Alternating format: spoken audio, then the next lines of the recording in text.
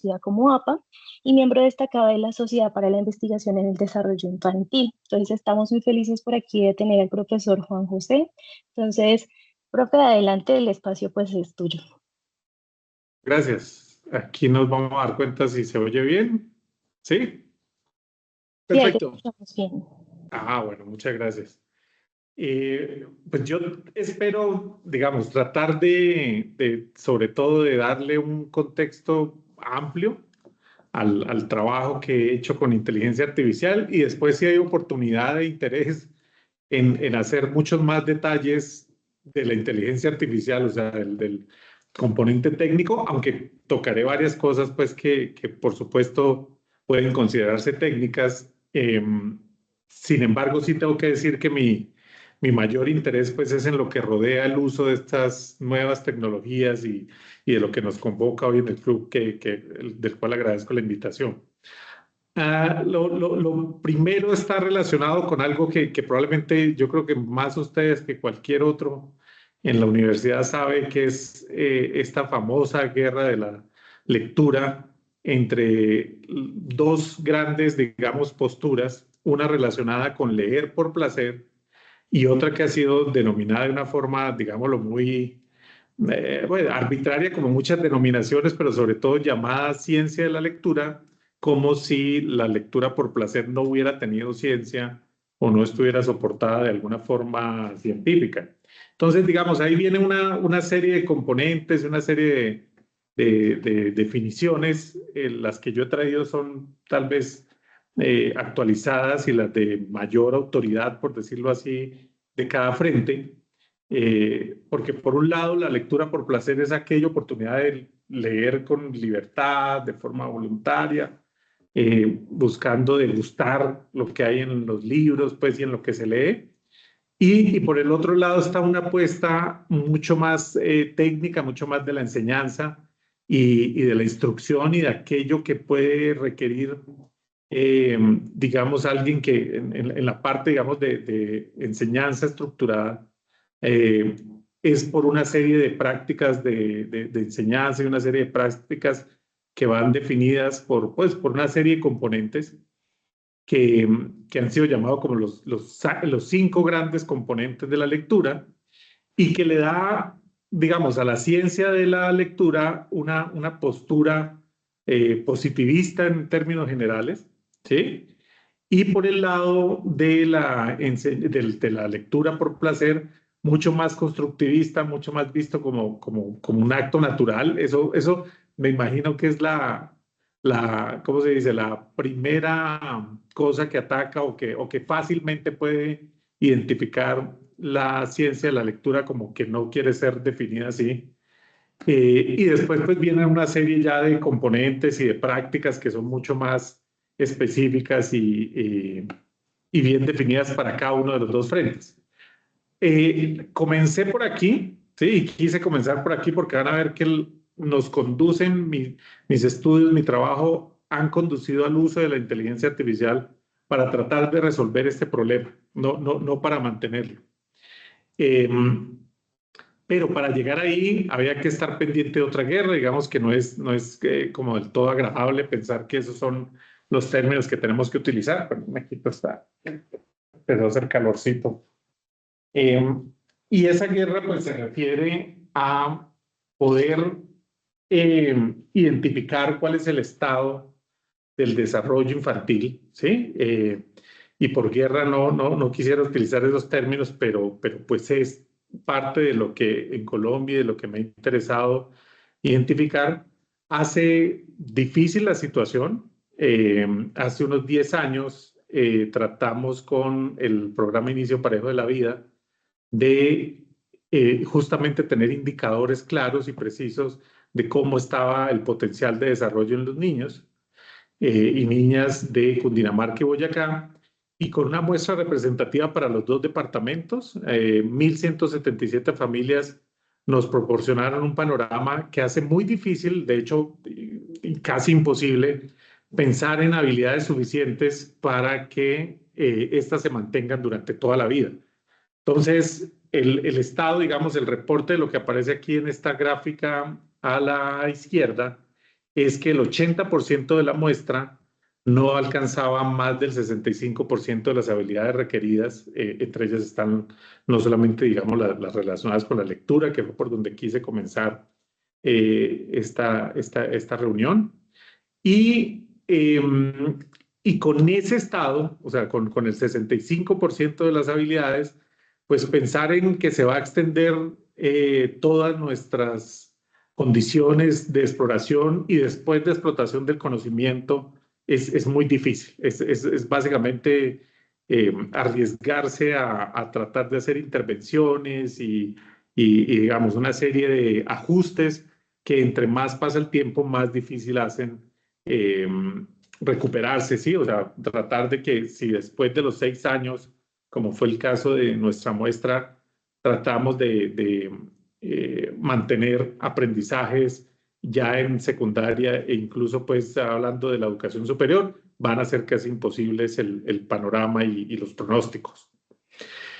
Entonces, tratamos de pensar, bueno, inicialmente, Inicio Parejo de la Vida estaba para unos 8 años de investigación y de intervenciones.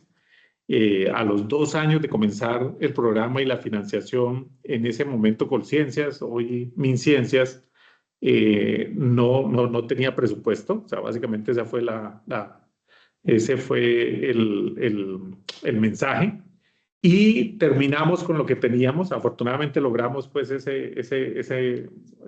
identificar cómo estaba, cuál era la condición inicial de los niños y niñas en los dos departamentos.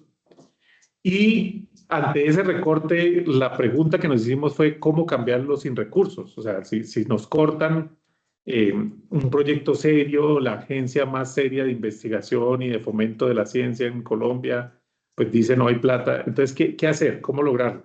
Entonces, pensamos en un marco completo, de ahí es de donde inicia aquí al extremo superior izquierdo, es un marco general de intervención social integrativa. ¿Sí? Entonces, diseñamos y tratamos de tener dos grandes frentes, dos grandes eh, conjuntos de intervenciones. Una, por un lado, relacionada con el monitoreo infantil y la otra con la lectura dialógica. ¿Sí? Entonces, tratamos de que estos fueran nuestros dos eh, marcos de intervención. Por un lado, una cartilla que permitiera el monitoreo infantil, una cartilla administrada por cuidadores principales, por lo general es la mamá quien más nos ayudó, más del 80% de quienes nos respondían esto eran las madres. Y por el otro lado, intervenciones que estaban muy bien probadas, su efecto a nivel no solamente de habilidades del lenguaje y de la lectura, sino también en todo el desarrollo infantil. Entonces, Mijulo es una fundación que se ha dedicado en Sudáfrica a hacer estas intervenciones. Los efectos son enormes. Nosotros al darnos cuenta de que esos efectos no solamente, digamos, estaban en nuestros resultados, en la intervención, en eso que aparecía ahí, sino que podrían ser incluso mucho más profundas a nivel neurológico. Quisimos mantenerlo, o sea, quisimos transformar esto en nuestros objetivos de investigación, pero sabiendo que los recursos no siempre iban a fluir y a ser abundantes.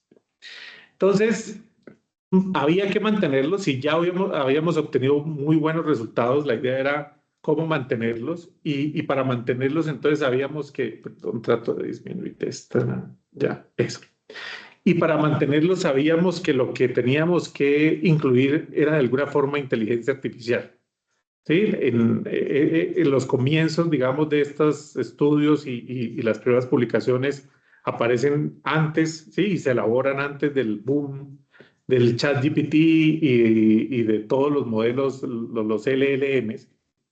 Entonces, en ese momento pensábamos que era buena idea un robot, alguna forma así, alguna especie de chatbot, bueno, alguna cosa que nos diera luces sobre la forma en la que podríamos aplicar estas intervenciones. Y justamente dentro del equipo de trabajo de Mijulo y de lo que hacía parte de mis estudios doctorales, era casi imposible lograrlo única y exclusivamente a través llamémoslo hoy lo podemos llamar como de agentes soportados en inteligencia artificial, porque la agencia de la lectura dialógica estaba en cuatro grandes habilidades. Esa imagen que vemos es de un libro, de uno de los textos, digamos, que se utilizan propiamente dentro de las intervenciones de lectura dialógica. Y estas cuatro habilidades de interacción no son posibles, o todavía no son posibles, ¿sí? Digámoslo, en el estado actual de la robótica y de la inteligencia artificial como la conocemos, tratar de hacer un seguimiento, de que haga un seguimiento del niño, de que haga un uso del señalamiento de los niños, se hagan elaboraciones de los nombres, ¿sí? De los objetos que aparecen en los textos y en los textos, no, en las imágenes de los libros, y finalmente que todo eso se alimente de la experiencia de los niños para animarse a continuar, a elaborar las historias, a preguntar por objetos, animales, personas, situaciones, todo lo que aparezca ahí, pues todavía no contábamos y no está dentro del estado del arte actual. Entonces, ahí se me quedó, ya. Entonces, con un estudiante del doctorado en psicología de la Facultad de Ciencias del Comportamiento, hicimos el marco, o sea, hicimos el mapa de cómo esos componentes, ¿sí? Podían aparecer con un nuevo concepto, un nuevo concepto para incluir, pero un concepto que lleva muchos años, o sea, un concepto clásico en la psicología del desarrollo, en la psicología, digamos, del desarrollo cognitivo de los niños, que es el andamiaje. Entonces, sabíamos que teníamos que contar con el cuidador principal, y que si algo iba a hacer la inteligencia artificial era apoyar el andamiaje, no sustituirla, pero apoyarla en logros, no solamente en la lectura, sino también en otros aspectos del desarrollo infantil. Entonces, este es el marco amplio, el marco general de lo que queríamos conseguir, sobre todo para identificar componentes que podrían ser de forma inmediata, ¿sí? Acompañados por la inteligencia artificial, y otros que tendríamos que esperar algunos avances, algunos cambios para poder lograr pues algún tipo de impacto en cuanto a los componentes que habíamos elegido. El estado actual de esas intervenciones o de lo que comenzó en ese mapa nos dio lugar a identificar que primero era frente a la antigüedad del concepto, por decirlo de alguna forma, es decir, estábamos haciendo unas revisiones de algo que se conocen como las funciones del andamiaje, y esto aparece publicado en 1900, en los 60s, en los 70s del siglo anterior, y solamente en los últimos 20 años comenzábamos a rastrear, ¿sí? Una serie de investigaciones que utilizaban el concepto de andamiaje para poder ser incorporado y para poder ser tenido en cuenta como lo queríamos. Y además de esa condición, digamos, de que siendo un concepto con tanto tiempo llamémoslo así, de estudio y de interés por parte de la psicología del desarrollo y de la psicología cognitiva, no encontramos, sino hasta hace muy pocos años, estudios que además mostraran que lo importante del andamiaje es la forma como va desapareciendo, ¿sí? No cómo se mantiene, sino que dentro de la metáfora del andamiaje se va perdiendo, ¿sí? La metáfora del andamiaje es transparente frente a que hace un andamio, ¿sí? Entonces es un soporte, es una ayuda, y lo que debe, y una vez que se construye, digamos, la fachada para pensar en los andamios reales de la arquitectura y de la ingeniería y de las edificaciones, pues una vez que se utiliza, se va moviendo, se desmonta, bueno. Y ese era, frente a la metáfora, ese concepto en los proyectos de intervención, en los estudios de intervención, eran los que mejor efecto tenían. ¿Sí? Cualquier otra consideración de andamiaje no parece tener el efecto que consigue el andamiaje cuando va desapareciendo, cuando digamos, de alguna forma se mantiene dentro de la metáfora.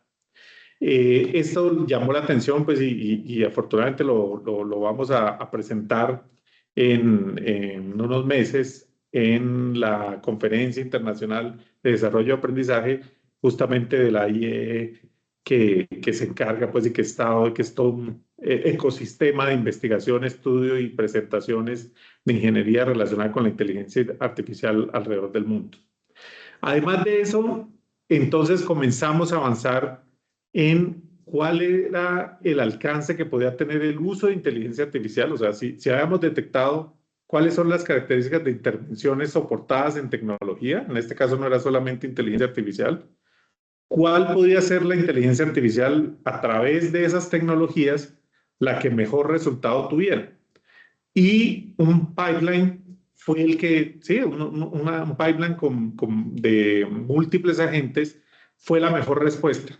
Entonces, utilizamos tres modelos, se hicieron tres modelos, y el tercer modelo fue el que resultó más cerca de los resultados del análisis de videos de interacciones con cuidadores principales cuando estos eran, sí, cuando estos alimentaban la información y lo que se requería para retroalimentar al cuidador principal sobre sus interacciones, inicialmente en sensibilidad parental y en los componentes intersubjetivos, los cuatro que mencioné hace un rato, de lectura dialógica. Entonces, esos componentes, a través de Gabriel, que es el nombre, digamos, que recibe este pipeline, nos permitía varias cosas dentro de toda la teoría, dentro de todos estos conceptos que he mencionado, pero también a nivel metodológico nos dimos cuenta de que tenía un gran efecto, o sea, podía tener un gran efecto en términos de los análisis que las investigaciones en desarrollo infantil buscan, ¿sí? Es decir, para hacerlo más transparente, nos dimos cuenta de que no solamente podía ser una gran herramienta para los cuidadores principales, sino una gran herramienta para los investigadores, las investigadoras en desarrollo infantil, al reducir costos y tiempo de los análisis de los videos de interacción. Entonces, nos sentamos y José Amorocho tuvo una visita de su pasantía a la Universidad de Montevideo, al equipo de trabajo de Uruguay Crece Contigo, que dirige la doctora Ana Balsa, una economista, y ellos pertenecen, digamos, están relacionados con la Facultad de Economía o de Ciencias de la Economía, algo así de Montevideo, y encontramos que ellos tenían un trabajo que utilizaba WhatsApp, ¿sí? O sea, estaban dentro de la misma plataforma porque nosotros habíamos utilizado WhatsApp, me devuelvo, perdón, un minutico aquí, la respuesta, el feedback de la máquina de Gabriel es justamente sobre WhatsApp, ¿sí? O sea, entonces compartíamos el mismo interés de herramientas que podían acercarnos a los cuidadores y el interés también que al menos en el monitoreo del desarrollo infantil podía lanzar, digamos, dos tipos de acción. Por un lado, una acción de seguimiento, de continuar, ¿sí?, mejorando las herramientas que tenían los cuidadores principales una vez se analizaban los videos, y otro que era mucho más de alerta, ¿sí? Entonces, si había una alerta, si el video, si lo que indicaba la máquina a partir del video es que habían ciertos indicadores que ponían en riesgo las características de la interacción o las características de los participantes, el niño o el cuidador, inmediatamente generaba otro tipo de alerta. Entonces, esto nos llamó la atención y sobre eso construimos, digamos, una alianza que va bien. O sea, digamos que parte de los resultados están en preparación, están en este momento en entrega a revisores, a pares revisores. Y lo que queda pendiente, ¿sí?, es de una forma u otra integrar ya no solo el monitoreo, sino los componentes de lectura. A partir de los videos que nos faciliten, y esperamos sobre todo esto es lo más importante, esperamos que sean cuidadores de niños muy pequeños.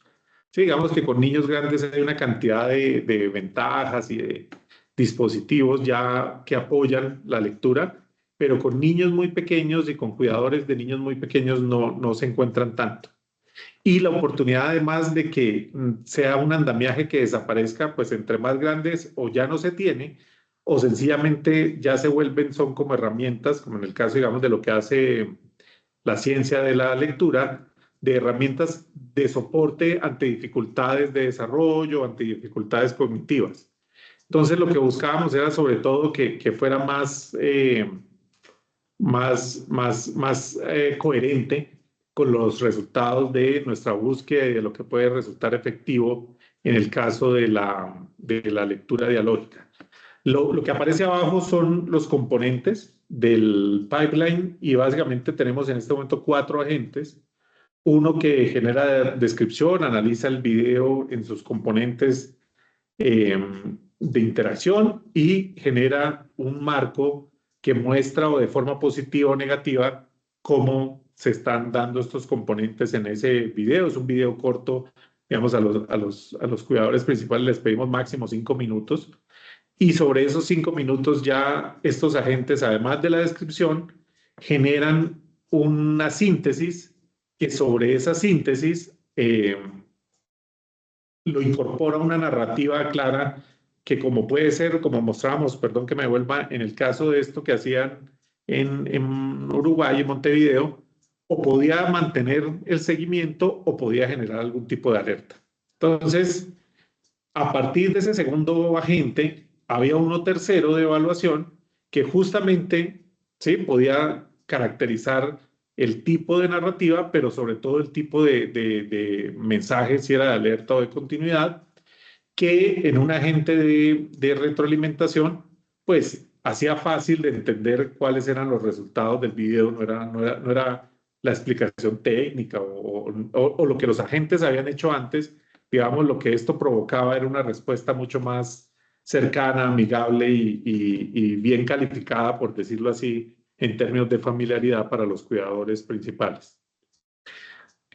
Todo esto pues se hace de forma central con lo que la universidad nos aporta y nos permite realizar. Y ya en términos, digamos, de apoyo están una serie de universidades y de facultades y fundaciones que han sido muy generosas como Full Trust en términos de soporte para las intervenciones, Amiguito Royal digamos, para trabajo, para acercarnos a familias en condición de vulnerabilidad, igual que la Fundación Casa Cielito y Educol en otras regiones como La Guajira y el Chocó. Bueno, lo que estamos tratando de hacer ahorita tiene como base una serie de estudios pues, y de intervenciones previas, pero además, digamos que el trabajo del Laboratorio de Analítica del Comportamiento de la facultad busca en este momento tener herramientas, darle continuidad a esto. Estamos presentando un proyecto en conjunto con el Tecnológico de Monterrey para buscar financiación, avanzar más en el pipeline, pero sobre todo en las intervenciones que logren éxito alrededor de conceptos, bueno, y de mediciones de la creatividad y la curiosidad infantil. Esa sería como una integración de estos intereses tanto en lectura dialógica como en seguimiento y monitoreo del desarrollo infantil.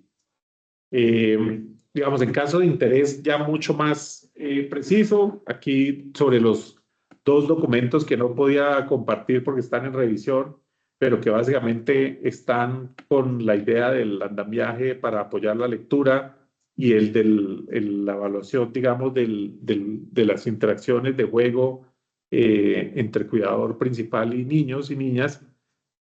Aquí están cada uno de los componentes, ¿sí? O sea, digamos, si ya quieren que tengamos un diálogo en lo que queda de tiempo mucho más técnico sobre qué es lo de la inteligencia artificial de lo que he presentado, pues entonces con todo gusto. Bueno, muchas gracias.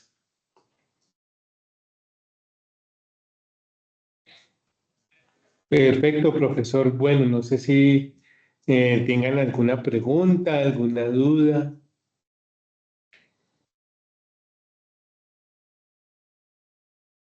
Bueno, comienzo yo. Entonces, profesor, ¿cómo sería pues, esto es ya la parte técnica un poco qué hacen los agentes, cómo le ayudan a los niños en este proceso? Pues, no sé. Pues, digamos, nosotros partimos del hecho de que no podemos abarcar todas las edades, ¿sí? Déjeme ver si tengo algo. Bueno, aquí de pronto no.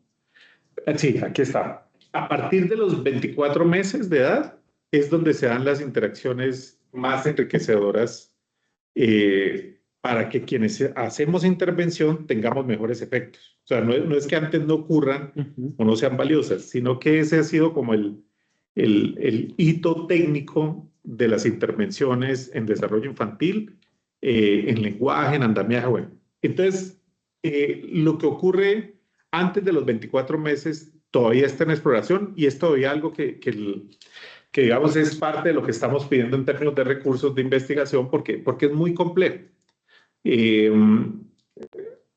Ahí podría ser el mejor momento de apoyo para quienes no cuentan con ninguna herramienta y ya a partir de los 24 meses lo que encontramos es que quienes ya han empezado a explorar interacciones y se les otorgan, se les entregan estas herramientas, pues mejor las usan. ¿Ya? Digamos que uno puede pensar que ahí hay una base muy, ¿cómo llamarla? Digamos, uno pensaría, es que claro, la crianza se hace más difícil, pero esto va más allá de los procesos de crianza. Esto es básicamente una forma de preservar lo que es el potencial del desarrollo de cada niño, cada niña de forma individual.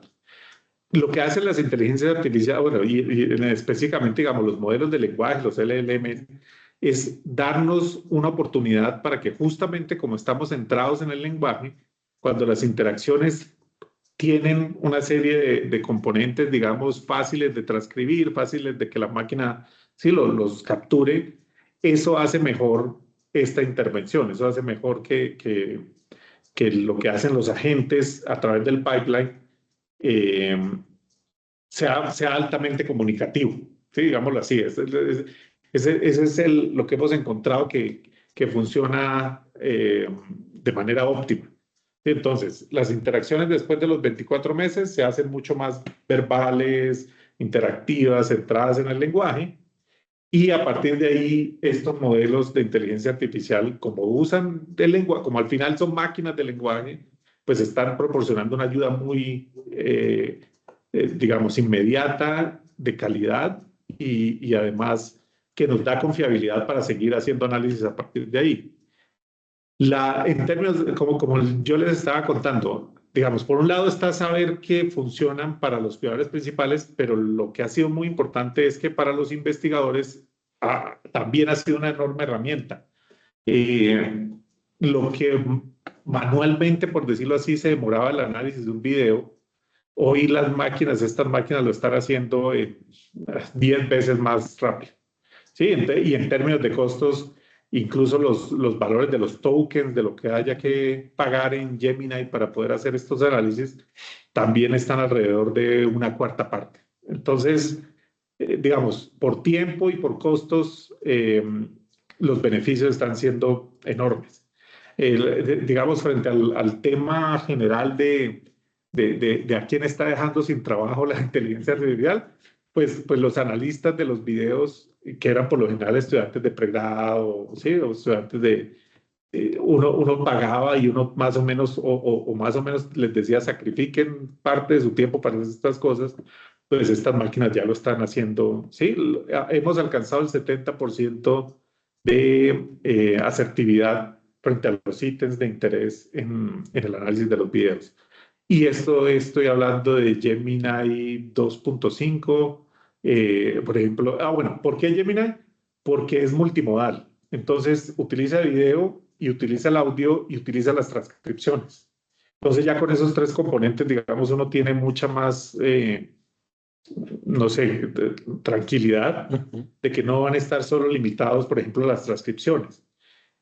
Algo que resultaría interesante, pero pues no contamos con el tiempo y no hemos visto quién se le quiera apuntar, es a partir solo de transcripciones, ¿qué pasaría? Porque, por ejemplo, sabemos, hay un dispositivo que se llama el LENA, el LENA, que es como una especie de grabadora, es un sistema pues utilizado regularmente en Estados Unidos, y hay unas bases de datos pues, de información de cientos de miles de niños y cientos de miles de horas grabadas con este dispositivo, pues podrían utilizarse ahí. Todavía no hemos llegado pues, a tener un interés y una alianza para que sea solamente porque sería muy interesante saber si aquellos que están solamente unimodales, pues como el ChatGPT antes del 5.0, pues a ver qué pasa. Bueno, ese sería como el interés y las ganancias frente a lo que hemos hecho. Repito, pues está, por un lado, en una intervención que no hemos medido el efecto de la intervención utilizando inteligencia artificial, y esa es parte de las solicitudes que estamos haciendo a un par de fundaciones. Y por el lado, digamos, de los investigadores, esa sí ha tenido, o sea, tanto con un grupo de Argentina, de la Universidad, por aquí la tengo abierta, Interamericana, el profesor Lucas Galvano, y en Montevideo, a otro grupo, el grupo de la profesora Ana Balsa, los videos que ellos tenían de interacciones de los niños con sus cuidadores principales son los que sometimos y son los que obtuvieron muy buenos resultados a partir del segundo o tercer modelo. Entonces, bueno, y por modelos llamamos esa la forma en la que al integrarse los datos encontramos una serie de regularidades, ¿sí? Y como una estabilidad, no sin, o sea, sin dejar de analizar cuál era la precisión del modelo, porque también alguien podría decir, bueno, y es que qué tanto falla o no han tenido en cuenta los errores. Los hemos tenido en cuenta para darnos cuenta de que no hay asertividad, por ejemplo, en algunos componentes. Y eso también es algo que para los investigadores nos resulta interesantísimo, o sea, saber si de toda la información que recogemos, si de toda la métrica que utilizamos, hay componentes que pueden mantenerse o hay unos que se tienen que modificar. Por ejemplo, una cosa que encontramos en común es que si reducíamos el screening a muy pocos valores, por ejemplo, se observa este comportamiento, no se observa o se observa, no se observa, se observa en baja frecuencia y se observa en alta frecuencia, encontrábamos que discriminaba muy bien cuando no se presentaba. Pero entre la discriminación de si era alto o baja la frecuencia, ya ahí había ruido. ¿Sí? Entonces, ¿qué falta? Pues ajustar. Si la métrica se extendía, utilizamos una vez en un piloto, por decirlo así, unas métricas de 9 valores. En las métricas de 9 valores, claro, la funcionalidad es enorme. O sea, inmediatamente reconoce muchos más componentes comparados con humanos. O sea, cuando los humanos les damos una escala larga, pues amplia de valores, la máquina lo usa muy bien. Cuando la escala es mucho menor, ¿sí? Y a pesar de ser numérica, de todas formas no deja de ser cualitativa, no deja de ser nominal, ya la máquina no es muy eficiente cuando está la ausencia o no de la conducta, del comportamiento que le interesa analizar. Qué bueno, profesor. Bueno, ¿alguien más de nuestros invitados? ¿Alguna pregunta? Yo tengo una, Richie, por aquí. Dale. Listo, yo tengo una más como enfocada a la parte también como ética, entonces me causa un poquito como de curiosidad también cómo es esa captura de datos y cómo obtener como esas métricas, pero adicional, o sea, qué precauciones éticas tenemos que tener en cuanto a esa privacidad de los datos, considerando que hay que proteger como a los niños y también como a sus familias. Más o menos ustedes con qué se enfrentaron o de pronto cuáles precauciones fueron las que tuvieron en cuenta. Genial, genial, muy buena pregunta porque además todas las revistas y todo el que trabaja, el que ve lo que hemos hecho es la primera pregunta y se me pasa siempre. Los videos en este momento, todos cuentan con las autorizaciones, digamos, de cada estudio para ser proporcionadas, pero adicionalmente se borran, o sea, digamos, el cuidado es, Gemini funciona muy bien cuando se montan los videos en Google Drive. Sí, o sea, cuando están en un drive. Si no, empiezan, o sea, digamos, se bloquean, como decimos coloquialmente, las funciones del pipeline o los agentes del pipeline. Entonces, están montadas sobre el drive y automáticamente apenas termina el análisis, el video se retira y, digamos, cualquier nombre, digamos, cualquier indicador, sabiendo que en 5 minutos por lo general no hay, sí, o sea, solamente se ha filmado, solamente se ha registrado interacciones donde no sea ningún tipo de dato sociodemográfico, ni personal, ni nada de esto. Entonces, digamos, el cuidado inicial es contar con todas las garantías, autorizaciones de mantener los videos y de los consentimientos pues, requeridos para ser grabados y para ser utilizados. Y ya después, durante y después del procesamiento, es tener el cuidado de que no queden disponibles en las plataformas, o sea, en este caso, ni en Drive, y que la información, digamos, que utilizan los agentes no permitan tampoco ningún tipo de identificación personal. Ese ha sido como los cuidados a los que, al que hemos tenido y hasta ahora, digamos, los padres no han reaccionado mal frente a esas precauciones. No sé si por ahí era la pregunta. Sí, sí, está perfecto, Juan José. Muchas gracias. Okay. Bueno, Y por aquí de los asistentes, ¿alguien más por ahí vi escribiendo algo? No sé si tengan como alguna pregunta.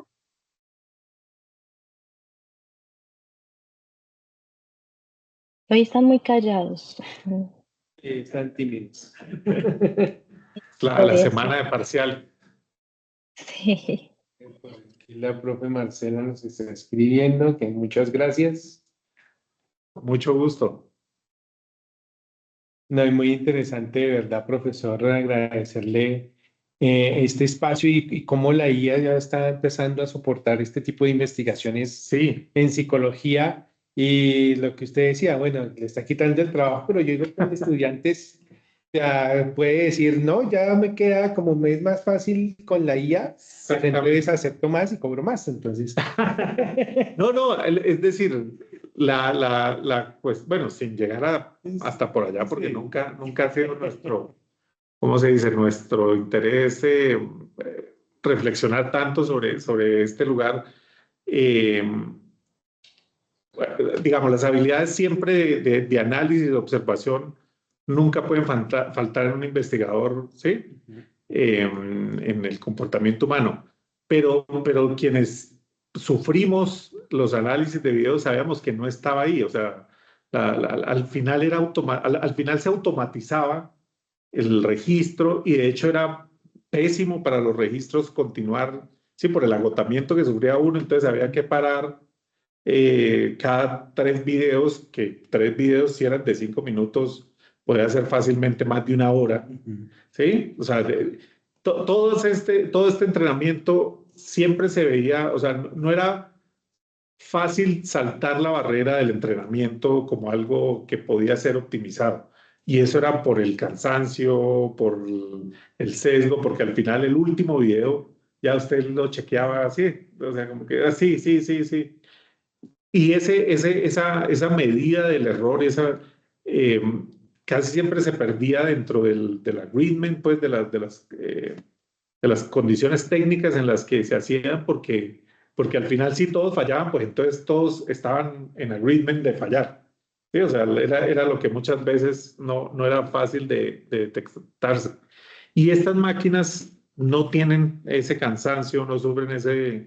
O sea, pueden ser otros los problemas, pero definitivamente no es. Y como usted lo dice, una vez que el estudiante dice, esto me lo va a hacer, si esto me lo entrega la máquina, queda tiempo para reflexión, queda tiempo para la otra parte de la investigación que sabíamos que era fundamental que se dedicaran, ¿sí? O sea, las horas dedicadas a la transcripción y al análisis de los videos era en realidad secundario.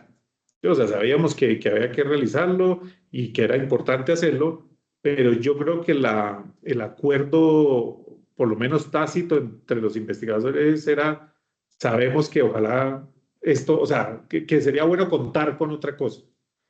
Y la automatización de procesos en ese sentido de análisis de los videos, repito, fue cuando le empezamos a compartir a equipos de colaboradores que nos dijeron, claro, esto es importante ver cuándo funciona y cómo va a funcionar con los jugadores, pero primero déjenos saborear la posibilidad de que esto nos va a ayudar en el trabajo y en los costos y todo. Y ambos equipos, por aparte, por decirlo así, sin conocerse, nos hicieron la misma propuesta. Mira, tomen unas muestras de 100 videos, 200 videos, los que tengamos, y miremos a ver qué resulta. Y en ambos casos, digamos, el resultado fue interesante. Ahora cuando estaba entrando, justamente estaba viendo la revisión de una de los journals. Eh, Hay dos aspectos los que me acaban de preguntar, el ético y por otro lado, digamos, frente a qué es lo que termina reemplazando y haciendo útil a estos modelos, pues que lo dejáramos más, acabo de ver la reseña, haga mucho más claro, ¿sí? Explícito. Porque el cambio de modelo, pues, entre otras cosas, ahí las notas que alcancé a ver, el cambio de modelo no es mucho, no es en realidad apreciable, pero sí el impacto que puede tener sobre la actividad de investigación. Hace unas semanas, bueno, no sé cuánto, ya puede haber sido meses, que salió una publicación del equipo de Google sobre eh, cómo la inteligencia artificial estaba siendo un co-investigador, sobre todo en procesos de análisis de proteínas, bueno, y de moléculas, y cómo los equipos de investigación in silico de farmacéuticas estaban felices y enloquecidos pues por la cantidad de resultados que daba esta colaboración. En las ciencias sociales todavía no tenemos eso y que tratamos, vamos a ver cómo lo logramos, vamos a ver si lo logramos antes que otros en proporcionar como un manual de buenas prácticas, ¿sí? No tanto como un co-investigador en ciencias sociales, pero sí una herramienta que si se usa muy bien va a ser definitivo en el trabajo para las ciencias sociales de aquí en adelante. O sea, como en otras disciplinas, pero no se ha presentado, o sea, lo vimos en este paper, pues en esta publicación de Google, en este informe de Google sobre ciencia básica y sobre todo muy dirigido al campo farmacéutico, o sea, era casi donde se centraban los grandes resultados, ¿sí? El análisis de moléculas, de nuevas moléculas. Eh, y hacerlo en ciencias sociales, pues está pendiente y vamos a ver si con estos equipos lo logramos y con una fundación también que trabaja en Chile, que tiene ha tenido mucha experiencia en manuales de buenas prácticas y ahora que se encontró con lo que puede hacer la inteligencia artificial, nos dijo escribámoslo juntos. Entonces ahí esa es otra cosa que también yo creo que nos vamos a dedicar lo que queda del semestre en realizar. Perfecto. No, qué buena experiencia, profesor. Y bueno, agradecerles entonces a nuestros asistentes al club. No hay más preguntas. Yo tenía una, Sí. una- pero es más por curiosidad también, porque este tema también me llama la atención, pero no conozco tampoco mucho. Y solamente sé que de pronto esta pregunta se sale un poco de tu investigación, pero sí quería saber si, por ejemplo, ustedes en algún momento contemplaron, no sé, una opción de usar inteligencia artificial para que fuera reemplazada esa voz humana, ¿sí? Y más bien es como tu percepción sobre esos programas de lectura que ya están concebidos de esa manera. Como que crees que esto como que enriquece ese proceso o empobrece en sí como la experiencia de esa lectura en familia. Tú cómo lo ves más o menos? O sea, tuve que escoger entre las cosas que quería presentar, pues, porque pues yo sabía que el tiempo era mucho y más si era un club y conversábamos, entonces no era como toda una ponencia de los resultados y esas cosas aburridoras, pues, del mundo académico. Pero digamos, en lo que me preguntas, hay un componente que no lo incluí, que es el de confianza en los resultados y en las interacciones ya directamente con la inteligencia artificial.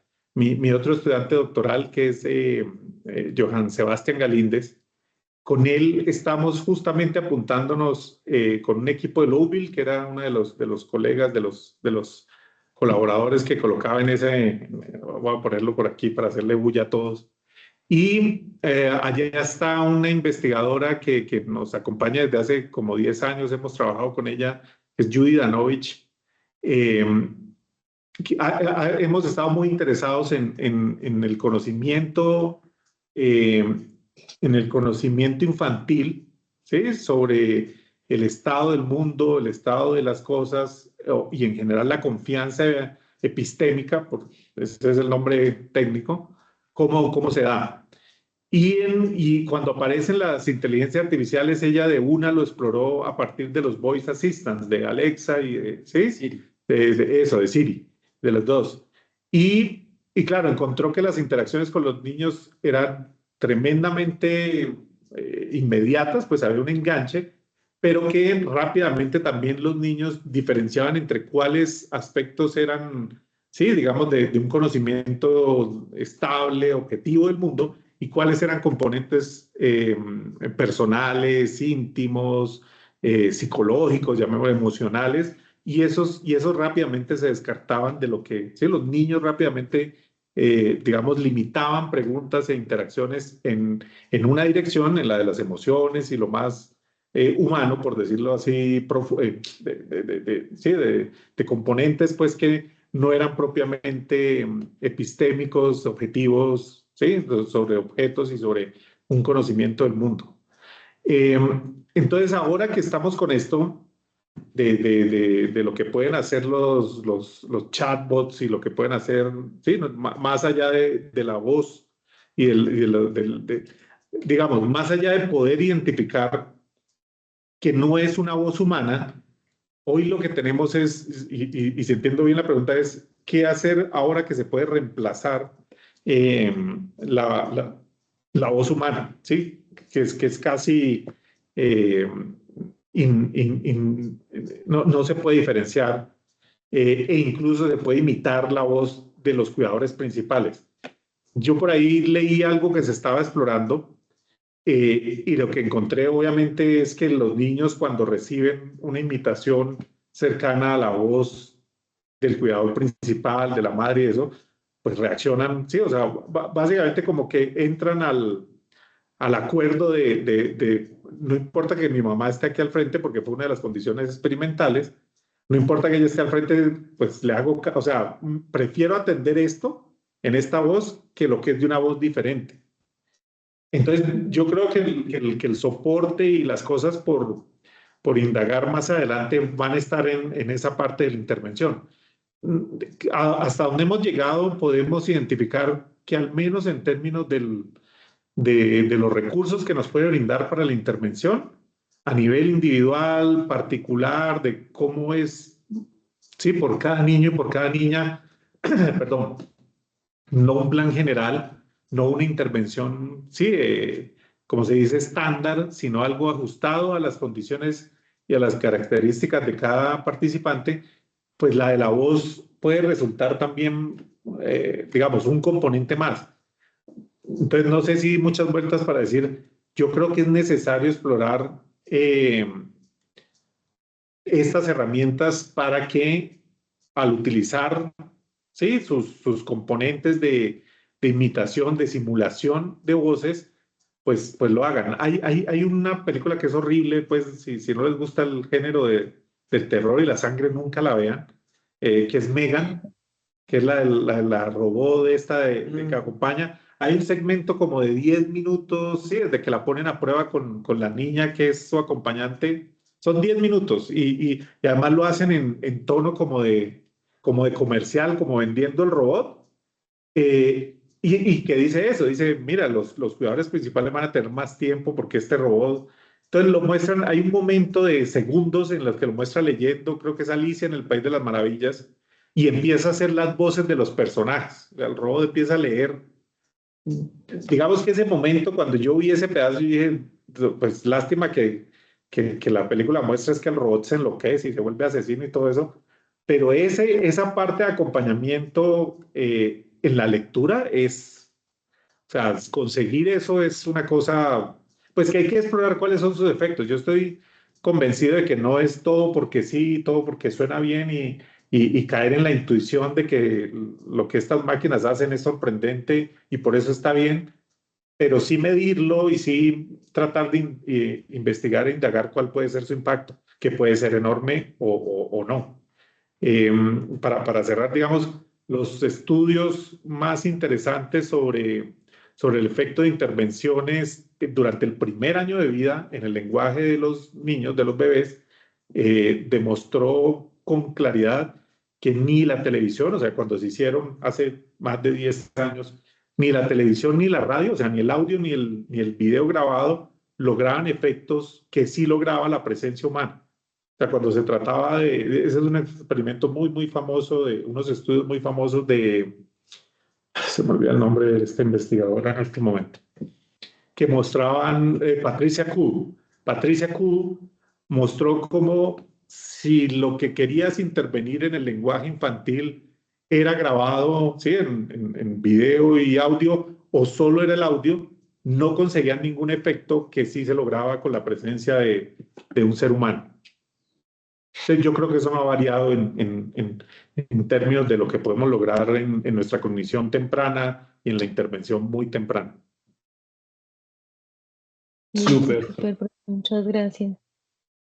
Listo, entonces nada, agradecerles a todos la asistencia, al profesor, de verdad por compartir esta experiencia y entonces quedamos súper atentos y nada, muchísimas gracias, profesor. A ustedes, mil gracias. Y nos vemos entonces en otro espacio del Club de la IA. No se les olvide seguirnos en nuestras redes, en Viva Engage. Ahí nos encuentran siempre. Listo, muchas gracias, que tengan buena tarde. Gracias.